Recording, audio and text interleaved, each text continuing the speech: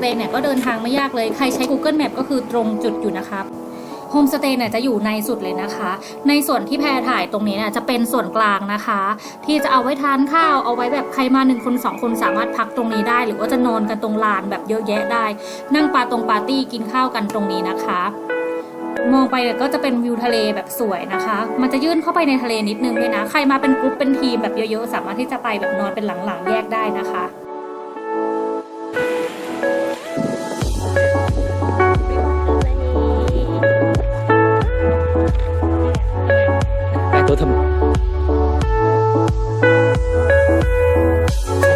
แล้วซิกเนเจอร์ของที่นี่เนี่ยนอกจากบรรยากาศแล้วคือเป็นคุณลุงนะคะเดี๋ยวมาดูกันว่าคุณลุงเนี่ยเจ้าของเนี่ยจะแสบเพียงใด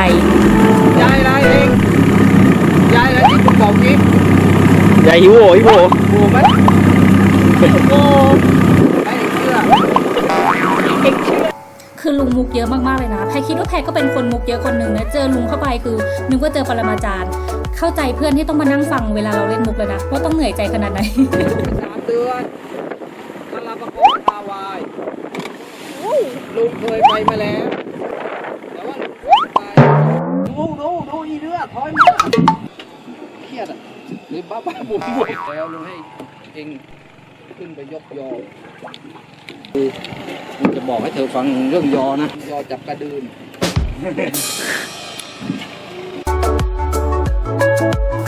อันนี้ก็ลงเรือไปดูลุงจุดตะเกียงนะคะเพื่อบามหมึกซึ่งเดี๋ยวจะมาเก็บกันตอนกลางคืนนะคะอันนี้ก็เป็นซิกเนเจอร์อีกอย่างหนึ่งของที่นี่นะการลงเรือไปเนี่ยก็คือเหมือนโดนลุงหลอกให้ไปฟังมุกลุงนะคะอย่าไปตอนลุงเครียดเด็ดขาดไม่งั้นนะมุกคือโป๊ะป๊ะนะคะ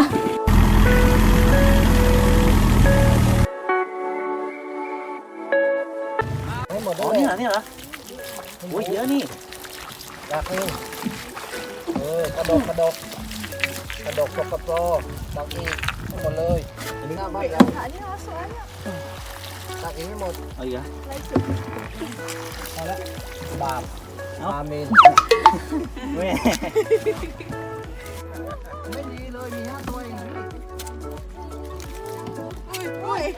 กิจกรรมการบามหมึกนะคะเราก็คือไปช้อนน้องหมึกมาจากแหจากที่เราไปจุดตะเกียงล่อเขาไว้ตอนเย็นๆนะคะวันนี้จะได้ปลาหมึก